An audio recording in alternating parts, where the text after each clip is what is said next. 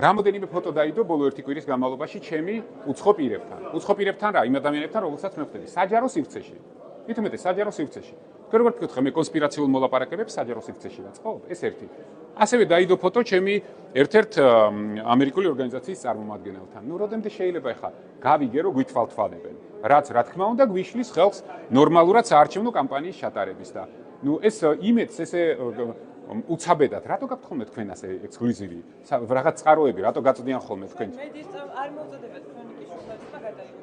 თვითონ ჟურნალისტმა ის მეორეც ჯონთანაც ქრონიკის ჟურნალისტმა გადაიღო ფოტო ერთ კვირაში ორ სხვადასხვა ადამიანთან სხვადასხვა ადგილზე საჯარო სივრცეში ჩემი ფოტო, როდესაც მე ადამიანებს ველაპარაკები და ეს შემთხვევით მოდის ხოლმე თქვენთან? ნუ გადაამოწმეთ თქვენ. ბატონო გიორგი, ხელოვნებასთან დაკავშირებით მოდი ამ თქვენი წყარო არის უსი? ძალიან კარგად ვიცი მე ეს ახლა მე მაინც ნუ მომიყვებით ამათ. თქვენი წყარო არის უსი? და შემიძლია გითხრათ კიდევაც.